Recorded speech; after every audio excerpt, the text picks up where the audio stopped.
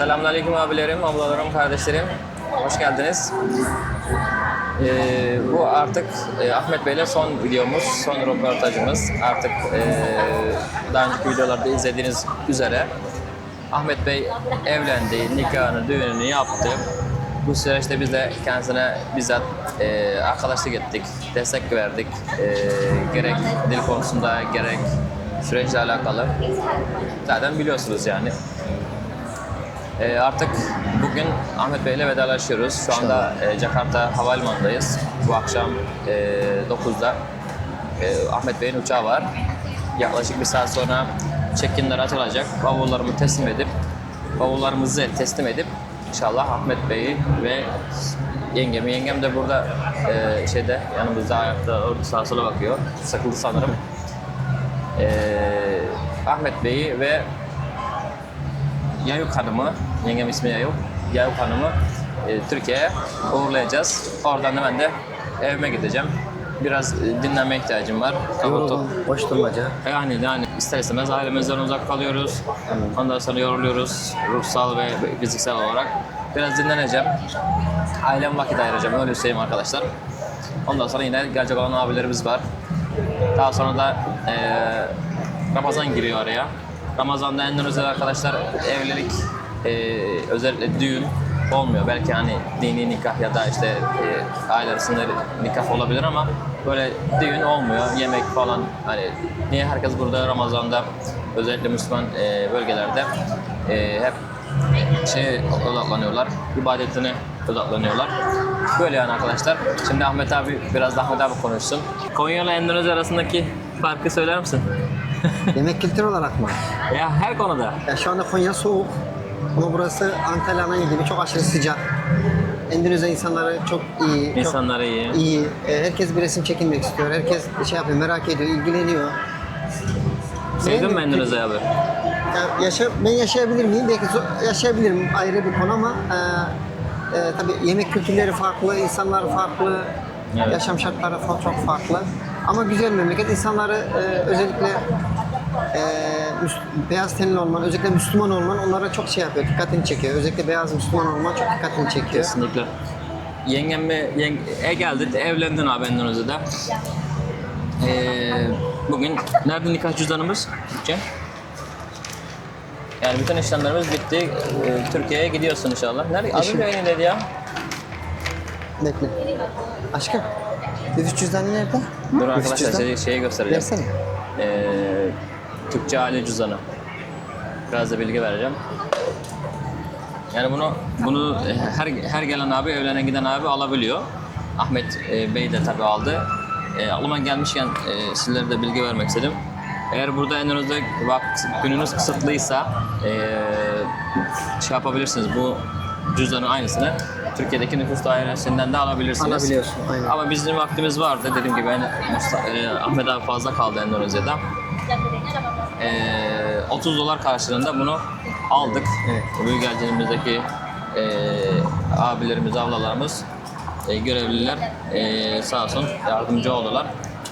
Yani bu şekilde siz de bunu alabilirsiniz yani.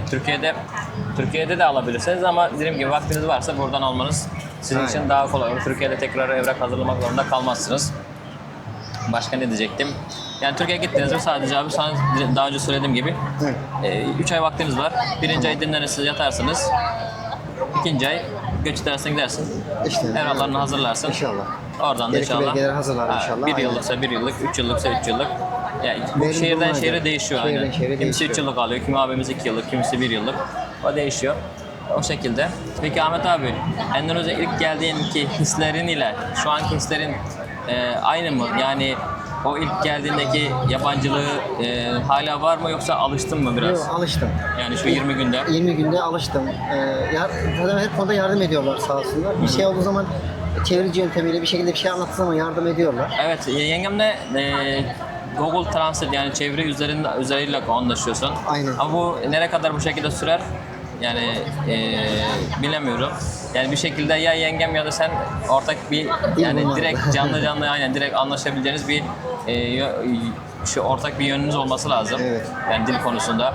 Yani inşallah yengem orada özellikle kız kardeşiniz Esra mıydı? Esra, Nisa. Esra kardeşimizin Nisa mı Esra mı? Küçük olan Nisa. Ha, yani evet. Onların destekleriyle, annenizin babanızın destekleriyle inşallah Türkçeyi en kısa sürede şey yaparız. Zaten daha önce kursa Kursa şey yaptı, gitti. Bu Konya'da arada da arkadaş, Komek var. evet. Bu arada arkadaşlar yani eşi Türkçe öğrenmek isteyen Endonezyalı eşleri de Türkçe öğrenmek isteyen olursa ben yönlendirebilirim. Ya ben aslında çok da böyle hani şey yapmak istiyorum ama benim pek vaktim yok. Belki Yok. Ramazan'da vaktim olursa olabilir. Yani bir ay boyunca en azından ücretsiz destek şey yapabilirim. Hani toplantı uygulamaları var. Google Meeting, Google Meeting, bir de Zoom gibi. Onlar üzerinden hani ücretsiz ders verebilirim. Türkçe olur ya da tam güzel bir tersi fırsat bence. Endonezya, aynen Türk abilerimize Endonezya dersi de verebilirim ücretsiz. Bu vasıtalar yeter. Ama işte dediğim gibi vaktim olur mu bilmiyorum. Bu videoyu ne zaman yüklerim de tam ben diğer birkaç abimizin videoları var sırada. Yengem inşallah bir önce Türkçe öğrenir Türk de. yemeklerini, Türk kültürünü öğrenmesi lazım. Aynen inşallah abi. Yengemin ailesini nasıl buldun abi? Benim aile sıcak, bizim Türk insanlar gibi sıcak karşıladılar. Evet. İşte herkes işte bir şeyler getirmeye çalışıyor. Şunun tadına bak, şundan yesin diye. Köy ortamında biraz Köy hayat şartları ortamında zor ama şartları biraz daha, yaşam şartları biraz daha zor. yemekleri nasıl abi? Beğendin mi? Valla işte bu 25 gün içerisinde gelmeden önce çay getirdim. Çay, peynir, zeytin. Bir 10-15 gün boyunca peynir, zeytin ve otelde genellikle yumurta haşlatarak geçirmeye çalıştım. Son 10-15 gündür bunların lapa pirinçleri var. Hatta bir tane de ben aldım bavulun içine. Evet. Türkiye'de pişirilerde. Bunların 3 ana yemekleri var. Pilav, yani pirinç, makarna, Mi, noodle yani. noodle, makarna, pirinç, makarna, bir tane daha vardı. Bunlar makarna, pirinç, başka tipleri bir şey yok bunların ya. Şimdi makarna dedim mi oluyor hani Türkiye'deki böyle küçük küçük hani kesilmiş şeyler makarna o oluyor ama bunlar da Değil. makarna dediği yani Ahmet abimizin noodle hani Noodle, markette satılan noodle'lar var ya. Türkiye'de de var ama kalitesi biraz farklı Türkiye'dekilerin. Burada daha çok çeşidi var. Yemek konusunda yani kim dedi sana abi peynir zeytin getir abi işte dedim yemek konusunda zorlanabilirsin. Peynir, zeytin getirdim, gevrek falan getirmiştim. Bavulumda yer olmadı. Ben dedim mi demedim mi? Dedim. Dedim değil mi? Dedim. Evet arkadaşlar yani ben daha önceki videolarımda söyledim yine söylüyorum. Getirin yani zeytin, peynir, ondan sonra helva, hiçbir şey olmasa helva, ekmek burada var. Ekmek şekerli de olsa hafif. Ekmek şekerli ya, Evet. çok şekerli. O var burada. Getirin yani arkadaşlar. Zeytinyağı da getirebilirsiniz. Sucuk getirilebilir mi? Getirilir herhalde. Getir. Evet Yakup Bey vardı burada İzmir'den. Selam olsun kendisine. Bilmiyorum videolarımı izliyor mu? O getirmişti. Yani yedik de hep birlikte. Çok güzel de oldu yani. Ya benim bavula çok sayıda tişört, çok sayıda pantolon aldım ama çok gereksizmiş. Acaba orada sıkıntı yaşar mı diye. Burada çok ucuz rakamlara çamaşırları yıkattırabiliyorsunuz. O yüzden Evet. çok çamaşır getirmek bence çok mantıklı değil. Getirmeyin arkadaşlar yani Türkiye'de kış da olsa yaz da olsa burada hep hava aynı. Yağmur yağdığı zaman biraz serin oluyor. Yani hep böyle yazlık elbise getirin. Tişört, diz altı, pantolon ya da Pantolon hiç giymedim adam akıllı. aynen öyle. Kısa kol o şekilde arkadaşlar ama bol bol iç çamaşırı getirin. Niye? Çünkü çok terlersiniz. Çok terliyorsun, Çok aynen. terlersiniz. Yani ben günde 2 defa en az değiştiriyorum elbiselerimi. Ondan dolayı bol bol iç çamaşırı getirin arkadaşlar. Resmi süreç ya da buradaki işte Türkiye'den sen buraya gelmeden önceki evlilik süreci işte aynı şekilde buraya geldin düğün nikah işte buradaki resmi süreç sence zor muydu? Yani biraz da bu konuda ne söylemek istersin abi? Seninle zaten 4-5 önceden görüşmüştük. Abi sen gerekli evrakları, şu evrakları hazırla demiştin. Resimleri, evrakları. Ben sana liste attım değil Liste mi? atmıştın. Gelince listeyi sana verdim. Ben çok uğraşmadım açıkçası. Ben sadece sana yana takıldım. Sen işte ne yapman gerekiyorsa işte oradaki elçilikten randevu işlemlerini, işte kızın alması için, vize alması için gerekli evrakları sen bana hazır bir şekilde verdin. Ben büyükelçiliğe girdim.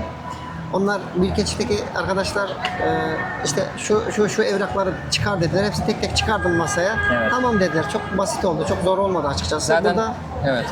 işler kolay değil. Kendi başına yapabilen insanlar varmış. Tebrik ediyorum. Yani ben yapamam. Mümkün değil. Eğer kendi başına yapacaksa bir de zaman Peki da ben sana dedim mi abi? Abi yapamazsın, edemezsin. Sen kendin benimle iletişime geçtin. Kardeşim ben dedim dillerini bilmiyorum. Yol yordan bilmiyorum. Daha önce yurt dışına çıkmadım. Bana yardımcı olur musun? Dedim, Arkadaşlık aynen. yapar mısın dedim. Ben de tamam abi dedim. O şekilde yani. Bu arada arkadaşlar ilk videolarımızda da söylediğim gibi benim kardeşim Özcan askerlik yapıyor şu anda Ahmet Bey'in olduğu yerden. Tekrar teşekkür ederim. Ben Ahmet abi bütün her şeyle ilgilendi. Özcan'la abi kardeş oldu. Aynen otelden otogardan aldı, birliğe teslim etti Nizamiye'ye. İnşallah sen Türkiye'ye döndükten kaç gün sonra çıkacak dedin abi? 5 gün sonra 5 gün sonra çıkacak. 5 gün sonra çıkacak. İnşallah yine görüşeceğiz zaten. Görüntüler ararım seni abi. Sağ ol abi tekrardan. Yani her şeyle ilgilendin kardeşimin. Arkadaş olduk onunla ya. Aynen. Ahmet abi burada Endonezya'da düğün yaptın. Yani ikinci evlenmene rağmen yani çok böyle babalar gibi düğün yaptın. Çok güzel bir lüks düğün yaptık. Evet, çok lüks yaptın. Yani ben de oradan ayrıldıktan sonra siz hani bir haftada kaldınız ya orada. Evet. Gazeteciler geldi dedin. Gazeteciler geldi. Onlara röportaj verdi. Röportaj verdik. Yerel gazetesi geldi. Röportajlar verdik. Aynen. YouTube'da da canlı yayınlandı arkadaşlar. YouTube'da canlı Linkini burada size videonun altına koyabilirim. Bulabilirsem onu. İzlersiniz oradan. Yani canlı Çok güzel bir düğün oldu. aynen kesintisiz canlı yayın oldu. Televizyona çıktılar. Bir şeyde de gösterdim. Düğün esasında da gösterdim size. Ne diyecektim? Toplamda sadece yengeme yani uçak biletleri ortalama belli yani 40, 50, 60 4-5 ay öncesinde alırsan daha da böyle 25-30 bin TL gidiş dönüş alabilirsiniz. Yani Türk Hava Yolları'ndan bahsediyorum. Direkt uçuş. Yengeme şey de sayma. Verdiğin altını da sayma çünkü o kişiden kişiye değişiyor. Yani gene Bütün düğün masrafını sadece düğün masrafını soracak olursan 100 juta verdim. 100 juta. Onun 15 jutası falan geri geldi. Yani 85 juta falan. 85 juta. 85 100 juta. juta diyelim tamam mı? Altın aldık mı biz Türkiye'den getirdik. Onlar Türkiye'den getirdik, başka bir şey getirdik. var. Tamam ondan dolayı dedim yani. Onlar sayılmaz artık. Yani- Onu masraf olarak saymamak lazım. Evet mehir hakkıdır. Haklıdır. 100 milyon yani şu anda 260 bin TL yapıyor ortalama. 100 milyon Endonezya rupiyası. 255 ile 265 bin TL arası bir şey yapıyor. Tam bakmak lazım tam kuru için ama ortalama o civarda bir şey. Yani sence pahalı mıydı yani gördün o kadar Türkiye'nin masraf olmuş. 1/4 kadar. 1/4 mi diyorsun? 1/4 diyorum çünkü Yani ben Türkiye'de evlenmedim. Yakın zamanda Türkiye'de de bir düğüne katılmadığım için yani bilmiyorum fiyatları. Ondan sonra sordum düğün sana. yemekleri, işte pastalar, kıyafetler çok Türkiye'de çok aşırı pahalı. Evet. Türkiye'de çok pahalı. Aynen. Yani Bir gençlere- fotoğrafçı çağırıyorsun 30-40 bin TL. Aynen. Çünkü orada yeni evlenecek gençler, Türkiye'den evlenecek arkadaşlar, gençler Allah sabır versin. Şimdi bir de mihir olarak da çok az. Şimdi Türkiye'den birisi evlenmek istese tabii ki en kötü 100 gram altın istiyorlar. Değil mi? Benim kız kardeşim evlendiğinde yani tam olarak şey yapmıyorum ama ne kadar olduğunu bana olarak söylemişti. TL olarak söylemişti. 700 bin TL kusur. Tamam 100 gram altın yapar. 100 gramdan da fazla. Fazla mı? 100 gramdan fazla. Evet. Ya beşi birliği vardı. Onlar Bilezikler dahil edersen- diziydi. En kötü hatta 100 gram altın. Burada mihir 5 gram, 10 gram. Yani burada çok mihire çok para vermiyorsunuz. Sizin masraf yapacağınız sadece işte git gel uçak masrafı. Onun haricinde burada çok şey yapılmıyor. Çok masraf yapılmıyor. Düğün için bütün masraflar için ben kıza verdiğim masraf sadece işte 100 juta, onda dediğim gibi 15 jutasını burada harcadık burada 15-20 gün içinde gezerken. Evet. 85 juta yani Türkiye parası 240-250 liraya falan geldi. Gezdiniz mi bayağı ben yokken? Gezdik ya orada otel şeyleri gezdik, alışveriş merkezlerini. Birkaç alışveriş merkezi var. Abi doğa oraları ekseydin gezdik. yani çok güzel yerler vardı ya. Benim vaktim olmadığı için ben gezemedik yani gezdiremedim Ya seni. şöyle söyleyeyim, kız Türkiye'ye gideceğim bir daha ne zaman geleceğim belli olmaz diye ailemin yanında kalmak istiyorum dedi. Ben de tabii ki He, anladım. tamam dedim. Sabah otelden çıkıp işte ailesinin yanına durduk. Ailesiyle beraberdik akşama kadar. Akşam da otele geldik tekrar çok Birkaç market gezebildim sadece, o kadar. Anladım. İyi bakalım abi ya. Ha, siz alışveriş yaptınız yani. Para orada gitti yani. Alışveriş de yaptım. Anladım. Şey aldın mı? Pirinç makinesi aldın mı? Pirinç makinesi aldım. Aldınız mı? Bavulda mı? Bavuldan. Evet. Evet arkadaşlar, yani ben de yine tekrar hep söyledim yani, bu videolarımı baştan sona atlamadan izlerseniz görürsünüz. Pirinç makinesi götürün arkadaşlar, yani Türkiye'deki parayı, buradaki kaliteyi alamazsınız. Yani pahalıdır Türkiye'de. 4-5 katı. 4-5 katıdır bir. İkincisi aynı kalitede de değildir. Buradan yengem beğendiğini alsın. Zaten herkesin evinde var yani. Endonezya'da pirinç makinesi olmayan ev yoktur yani. Var. 10 evden 9'unda kesin vardır Var, abi. var. 10 evden 9'unda kesin vardır. Aynen. Ondan dolayı siz de götürün arkadaşlar. Yani eşiniz sevinir. Yani alın, alıverin. Bu şekilde. Kendisine alma özgürlüğü verince, kendini seçtiğince daha iyi oluyor. Biraz Evet. daha iyi oluyor. Aynen öyle. Bizi izleyenlere ya da Endonezya'da evlilik düşünenlere, ya Endonezya'da değil yani, şimdi ben bakıyorum hep Türkiye'de haberlere çıkıyor. Kırgızistan'dan, Türkmenistan'dan, işte Azerbaycan'dan, Suriye'den, yani her yerden evlenen var yani. Şimdi bizim Türk abilerimiz, vatandaşlarımız hep böyle yurt dışında evliliğe şey yaptılar. Endonezya'da da çok var evlenen. Diğer ülkelerden de var. Yani Rusya'dan bile gidip adam şey yapıyor yani, evleniyor. Ukrayna, yani çok var öyle yurt dışından evlilikler. Evlenecek olan abilerimize, Endonezya'da evlenecek olan abilerimize ya da ablalarımıza şey de oluyor, hani bizim Türk erkekler geliyor değil. Evet. Ben görüyorum şeyde, internette, Türk kızı Endonezya erkeğiyle evlenen de var. Ha, ne oluyor? 10 tane evlenen olursa bir tanesi anca hani tam tersi oluyor, yani tam tersi dediğim Türk kızı Endonezya erkeği ile evleniyor ama Çok seviyor geri kalan demek ki. yani. Çünkü yaşam şartları burada Türkiye gibi değil. Çok kötü. Yani kötü deyip de onları şey yapma anlamında söylemiyorum. Yani bizim yaşadığımız rahat, Türkiye'de yaşadığımız rahatlıkla buranın rahatlığı arasında çok fark var. Evet. O kadar Yani- sevgi karşılığında terk edip buraya geliyorsa, belki eşi çok zengindir. Belki de Türkiye götürüyor, bilmiyorum ki. Belki de Bilmiyoruz Türkiye'ye götürüyor yani. tabii. Aynen. Doğru söylüyor. Burada Yani- evlendikten sonra Türkiye'ye gidiyorsa onu Aynen. bilmiyorum. Biz şey diyelim, evlenecek olan abilerimize neler söylemek istersin? Tavsiyelerin nelerdir? Tavsiyelerimi işte dediğim gibi gelirken yiyeceğiniz yemekleri getirmeye çalışın. İşte peynir, zeytindir, onları. Onun haricinde çok eşya almanıza gerek yok. Burada her yerde şey var. Çok cüzi bir rakama elbiselerinizi kattırabiliyorsunuz. Dediğim gibi iç çamaşırı, atlet. Ona ben 10 tane yakın şey getirdim. Evet. Kot pantol. Şey diyorlar ona, laundry diyorlar. Ha. İngilizcesi. Ya da cuci baju, Endonezya'sı da cuci baju, yani elbise yıkama.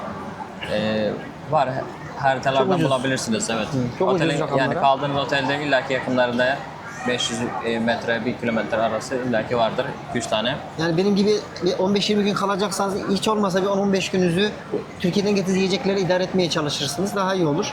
Bu iş düşünüldüğü gibi olmuyor. Tek başına belli bir yer kendim başarırım, ederim. Düşüncesi hiç aklıma gelmedi de yapanlar da tekrar konuşmada söylediğim gibi tebrik ediyorum. Düşündüğünüz gibi değil. Geldiğiniz zaman eğer bir tanıdık olmayınca, bir de dilinden anlamıyorsanız çeviriciyle olmuyor bazı şey. Her iş çeviriciyle olmuyor. Ya İlla tabii. yanında bir yoldaş, arkadaş lazım. Yani şimdi oraya gittin, bütün bir köye gittin mesela, yengem köylü ya da şehir fark etmez. Bütün ailesi, sülalesi o yabancı, bizim kız yabancıyla evlenecekmiş, Türk'le evlenecekmiş. Hepsi böyle hepsi toplanıyor. Bizim kendin gördüğün bütün köyü toplamış arkadaşlar. Videolardan görebilirsiniz. Düğünde çok kalabalık oldu. kalabalık oldu. Yani o şeyde seninle muhabbet etmek isteyen oluyor, sana soran oluyor. İyi mi, kötü mü, kimdir bu? Yani bir sürü sorular yönetiliyor. Resim çekilmek isteyen çok oluyor. Aynen öyle. Ya o esnada siz de yanınızda birisi olmayınca, tercüman olmayınca, ya da dili bilen birisi olmayınca afallıyorsunuz. Niye? Bu ister istemez, ben sana yaşanmış bir olayı anlatsam şimdi, yani bir tane video çıkar yani burada. Adam bir tanesi Medan'a yakın, yaklaşık 2 saat uzaklıkta bir yerde tek başına geliyor. Orada bir olaylar oluyor artık. Dili bilmediği için onlar tabii Endonezyalılar kendi aralarında konuşuyor. Adam anlamıyor onu, direkt şey yapmıyor. Bir de kabile dili konuşuyorsa Sadece Endonezya yok bu arada tabii. tabii tabii sadece Endonezya yok. Yani Ben bile anlamıyorum yani kabile dilini ya. Çünkü niye bir köye gidiyorsun farklı bir dil, bir diğer köye gidiyorsun farklı bir dil. Ondan dolayı herkesin ama tekrar söyleyeyim, şunu da söyleyeyim arkadaşlar. Ortak bir dil var. Ortak bir dil. Yani bizim oradan sonra nasıl şeyse şiveyle konuşuluyorsa ya burada şiveden de ileride bu. Tamamen kelimelerin anlamları farklı. Ortak bir dil var, nedir o? Endonezya dili. Bahasa Endonezya. Dolayısıyla ben resmi dili biliyorum yani. Bahasa Endonezya biliyorum. Endonezya'nın neresine gidersem git. Eğer ki muhatap olduğum kişi abi yani 60 yaş üzeri değilse ben o an adamla çok rahat Endonezya dilinde, resmi dilde anlaşabiliyorum. 60 yaş üstü Endonezya bilmiyor. Yani 60 yaş, 70 yaş üzeri yani eski topraklar bilmiyor. Özellikle köylüyse adam okumamış. İlkokul mezunu. O zamanlarda artık nasıl bir sistem var bilmiyorum. Yani 70 yıl öncesi çok 60 yıl öncesi çok büyük eski bir zaman. Evet. Bayağı geçmiş bir zaman. Dolayısıyla nasıl kaç yani denk geldi yani. Adam diyor ki torunu diyor ki babam diyor ya da dedem diyor bilmiyor diyor. Endonezya bilmiyor diyor. Bu sefer ben kızıyla Endonezya konuşuyorum. O babasını söylüyor artık. Ne hangi dilse. sana Endonezya söylüyor. Yani tabii böyle şeylerde karşılaşabiliyoruz. Dolayısıyla yani senin yanınızda bir rehberin ya da bir tercümanın olması Rehber olmadan çok zor. aynen yakın yer değil ki abi. Buradan sen şimdi Konya'dasın. Konya'nın bir köyündesin. Yok da Konya'nın merkezinden de olsun. Merkezindeyim. İstanbul'a kalk gidip sen de şurayı bul ya da şurayı git deseler gidebilir misin? Yani Türkiye içinde giderim, sıkıntı olmaz. gidersin ama yani İstanbul'u bile yani sana yabancı geliyor değil mi? Ya İstanbul'u bilen birisi olsa beni işte şu gezilecek yerleri, şurası marketleri, işte şu buranın özel yemeği falan demiş olsa daha güzel olur. Ama tek başına dolaştığı zaman sadece bakmakla şey yapıyorsun. Aynen Sadece öyle. bakıyorsun. Aynen. Yani şimdi Çanakkale gidiyorsun abi, bir rehberle gidiyorsun, bir de tek başına gidiyorsun. Yani tek başına gidersin, görürsün. Hiçbir şey anlamazsın. Ama hiçbir şey anlamazsın. Abi bir rehberle gidersin, adam seni her şeyini... Savaş nasıl olduğunu, nasıl aynen başladığını, öyle. işte kaç kişinin olduğunu, Aynen öyle. öldüğünü, buna Aynen kaç şehit öyle. verildiğini söyle yani. Tabii. Bak ben kaç kişiyle karşılaştım. Büyükelçinin önünde ya. Adam havalimanından taksiyle gelmiş. Yaklaşık havalimanı ile Büyükelçi arası 23 mü 25 kilometre mi ne? Adam dil bilmiyor tabii. Taksiyi çeviriyle şey yapıyor. Normalde ne yazar kendin görüyorsun, biliyorsun yani. Ne yazar? 200 en fazla hani otobanla birlikte 250 yazsın mesela. Çok, o da en fazla. En fazla. Evet. Yazsın diyelim mesela. Git gel 500 dolar, 500 rupiya. 500 rupiya ne yapıyor? Git gel 500 rupiya. 1,5 milyar falan. 1500 TL falan yapar. Fazlasıyla aynı. Otoban vesaire dahil. Adam taksici adamdan 200 dolar istemiş. 200 Adam dolar. da evet. Adam tabi parayı vermeyince çok para diyor, vermem diyor. Taksiler bırakmıyor, anlaşmışlar ama nasıl anlaştılar bilmiyorum. Tabi o esnada ben de Büyükelçiliğe geldim. Oradan tartışıyorlar. Dedim, hayırdır ne oluyor? Adam beni görünce zaten taksilerle ben şeysini anlayabiliyorum. Onlar iki kişi konuşuyorlar kendi aralarında.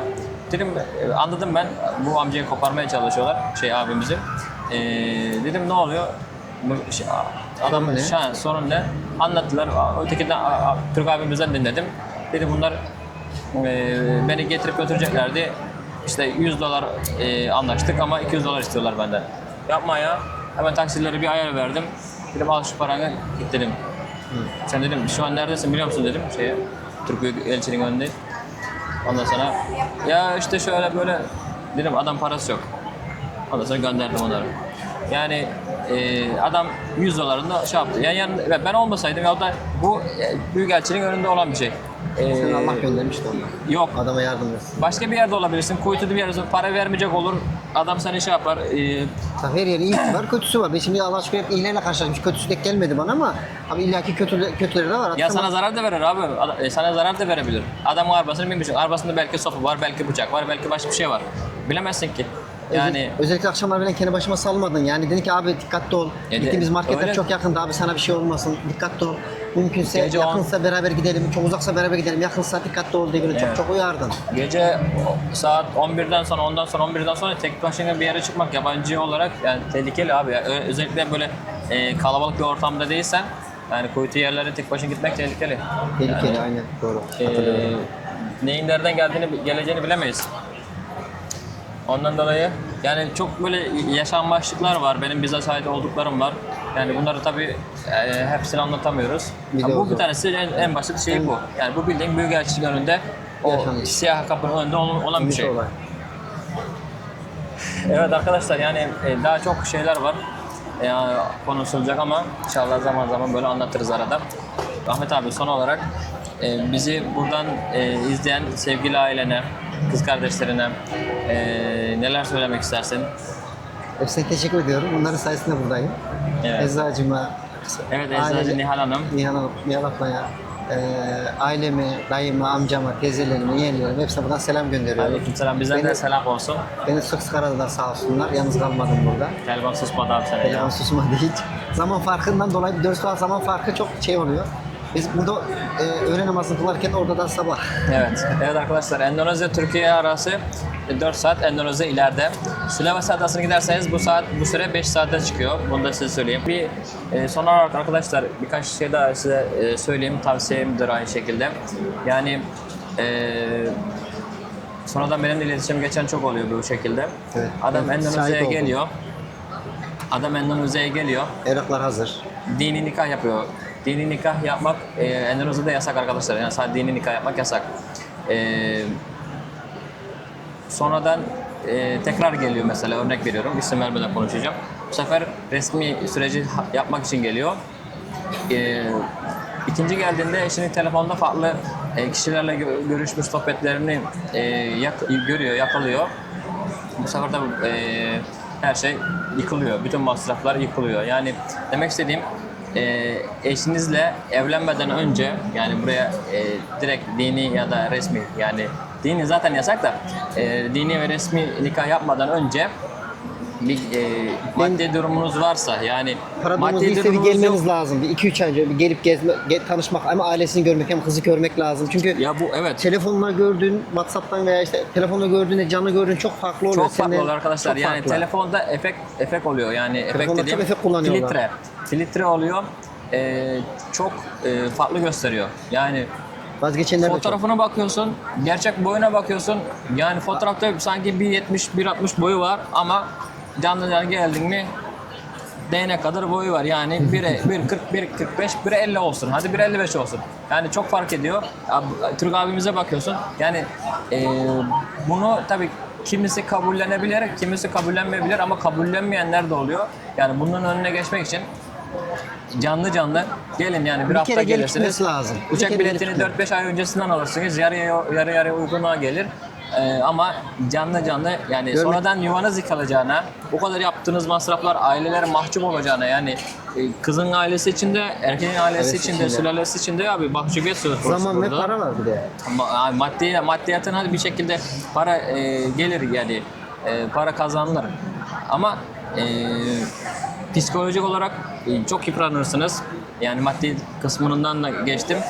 Demek istediğim imkanınız varsa, imkanınız yoksa da 2-3 ay bekleyin. İmkanınız olduğunda gelin ama demek istediğim tanışmaya gelin, canlı bir görün kendinizi. Yani telefonla konuşmakla olmuyor yani arkadaşlar yani bir yere kadar oluyor. Bir yerden sonra o elektriği, o şeyi alamazsa yani soğuyorsun birbirinizden, soğuyorsunuz. Ondan dolayı arkadaşlar tavsiyemdir, şiddetle tavsiyem ama yani sizin için çok daha iyi olur. Yani ilişkiniz için çok daha iyi olur. Yani evlenmeden önce gelip burada bir canlı görüşürseniz, ailesini görürseniz yanında. Ben zamanında geldim, nişan yaptım arkadaşlar. Nikah yok, nişan yaptım. Yani benim YouTube'da videolarım var onunla alakalı. Nişan yaparkenki videolarım. Geldim, nişanımı yaptım. Döndüm, 3 ay sonra tekrar geldim, evlendim, kaldım burada. Yani tabii benim şeylerim farklı. Ben dili biliyorum, yol yordam biliyorum. Ben 10 senedir Endonezyalıların içerisindeyim, 2015'ten beri. Siz 3 ayda tanışıyorsunuzdur, 5 aydır tanışıyorsunuzdur. Ben eşimle evlenmeden önce yaklaşık 4,5-5 sene ben telefon üzerinden şey yaptım. Görüştüm, tanıdım, ailesini tanıdım. Geldim yetmiyor. Bak hani 5 sene konuşmuşum yani. Düşün. Bayağı uzun. Geldim nişan yaptım. Canlı gördüm. Geldiğimde ben 1 ay kaldım. Ramazan'ın ikinci 15'i kaldım. İkinci 15'i geldim. Bayramdan sonra 15 gün sonra döndüm. Sen bayağı iyi tanımışsın. Çok iyi tanıdım. Allah'a şükür şu anda mesela bir tane oğlumuz var. 1,5 yaşına giriyor. Allah analı babalı büyüsün. Amin, amin. Bu şekilde yani abi. Ben Endon yemeklerini de Allah'a şükür yiyorsun canım artık, ben gördüm. kendin gördün değil mi? Yani alışılıyor yani adaptasyon insanoğlu alışır zamanla. Tabii ilk 6 ay zorluk çekmedik değil, çektik. Yani Şimdi alıştın artık. Aynen öyle. Buralı gibi olmuşsun sen artık. sağ ol abi. Bu şekilde arkadaşlar yani fazla da vaktimiz yok, saat 10 dakika sonra açılacak şey abi kapılar. Yavaş yavaş gidelim. Gidelim. Yardımsız olmaz. İlla bir yardımcı arkadaşınız olsun yanınızda. Evet. Ömer sağ olsun Arkadaşlar arkadaşlık yaptı bana. evet şunu da söyleyeyim. Evet sen iyi konuya değindin abi. Adam bir ay sonra Endonezya'ya gelecek. Benimle iletişime geçiyor. Tabii ben de başka abiye söz vermişim. Gelecek her şey hazır. Yardımcı olamıyorum. Şunu diyeceğim. Eğer bir karar aldıysanız yani evlilik kararına girdiyseniz, bu yola girdiyseniz en az 3-4 ay öncesinden bizlerle Haberim iletişime geçin. Çok yoğunsun. Telefon hiç susmuyor senin. Kendin görüyorsun değil mi abi? Yani Susmuyor. ondan dolayı arkadaşlar ya kimisi bilgi için arıyor. Ama hemen kimisi... dönüş yapıyorsun hemen. Yani ben mesela sana mesaj çektim. Sen 1-2 saat sonra bana dönüş yapmıştın. Aramıştın beni. Sen dönüşü hızlı yapıyorsun. O kadar yoğun olmana rağmen dönüşleri hızlı yapıyorsun. Evet ya araba kullanıyor olmazsam ya da bir yerde bir toplantıda olmazsam direkt açıyorum abi yani telefon elimdeyse açıyorum ama telefon yemek yiyorsam ya da bir yerdeysem müsait olunca açıyorum ama Aynen. illa gün içerisinde dönüş Dönüş yaparım. yapıyorsun. Çoğu kişiye de yardım ettin sen burada. Ben telefonla yapamadık, şunu şöyle yap, bunu böyle yap diye yardım da ettin. Evet. Benim evrakta mesela kızın doğum tarihini yanlış yazdım. Sen görmeseydin şimdi biz bir sürü uğraşacaktık. Tabii tekrar sen uçakla 1,5 saat yol gidecektik. 1,5 saat yol gidecektik. Oradan 3 saat tekrar havalimanından sonra 1,5-2 saat yolculuğu. Uçak bileti gitti ayrı. Uçak bileti zaten gitti. Türkiye uçak biletini kaçıracaksın. Bir de bunun bir şeyi var. Stresi var. Türkiye'de mesela işbaşı yapacaksın. İşlerin var, gücün var. Planların var. İznin belli. Tabii. Evet, tabii, Ben doğru. bunların hepsini düşünerek olgunca bir karar vermek lazım. Yani abi yakın yer değil ki. Uçak bileti mesela bu uçağın kaçırdın ya da uçağın şey yaptın 10 gün sonra mesela diyelim ki uçağın ayın 20'sinde işlemler yetişmedi 5 gün şey yaptın Uzattın. Bileti yaktın. Biletin bir de şeyse promosyon biletse şey yapamıyorsun. İptal etsen paran gelmiyor. Erteleyemiyorsun da yeni bilet alacaksın. Bir hafta sonrasında 10 gün sonrasında bilet alsan 30.000 TL. 30.000 TL. En az. Bir de yengem var. Yengeme de vereceğim bu 30.000 TL. 60.000 TL. Gitti 1.500 dolar. 1.500 dolar gitti. Yani demek istediğim arkadaşlar bu işler tek başına yapılır. Ama paranız varsa tek başına yaparsınız. Daha çok ama zamana ihtiyaçları ben var. dil bilmiyorum, yol yordan bilmiyorum, kendimi güvende hissetmiyorum diyorsanız yani bir ben yokum yani bu şeyde Endonezya'da. Bir sürü abilerimiz var.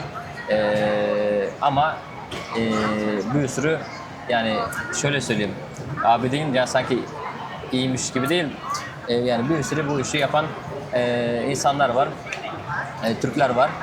Şey yapabilirsiniz, onlarla da iletişime geçebilirsiniz ama burada size ben uyarmak istediğim bir konu var.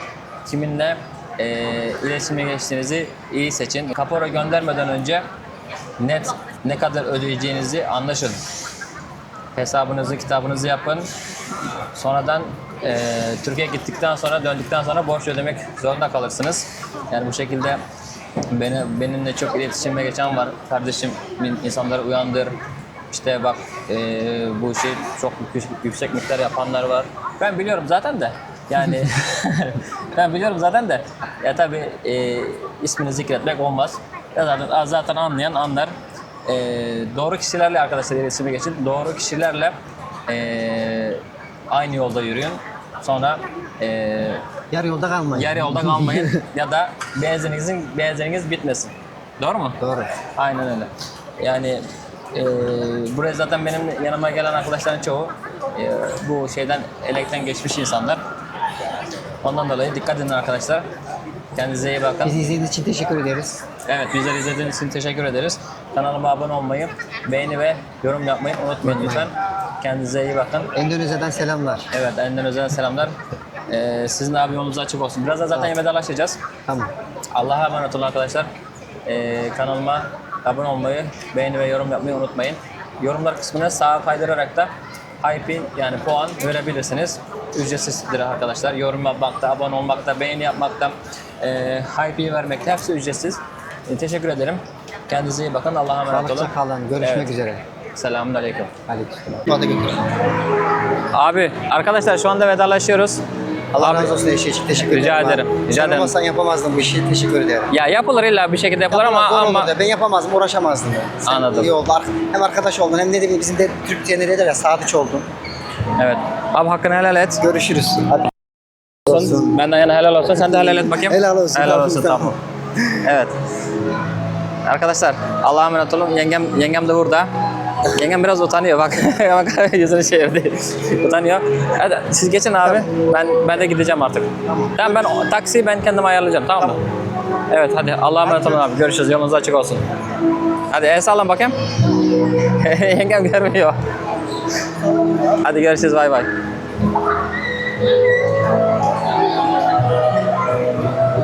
Evet arkadaşlar. Bir yolculuğundan sonuna geldik. İnşallah. Sırada da Mustafa amca var. Mustafa amcayı da inşallah pazartesi günü yani 4 gün sonra yolcu edeceğiz. Bizleri desteklediğiniz ve izlediğiniz için teşekkür ederim. Kendinize iyi bakın. Bir sonraki videoda görüşmek üzere. Hoşça kalın diyelim. Allah'a emanet olun. Selamünaleyküm.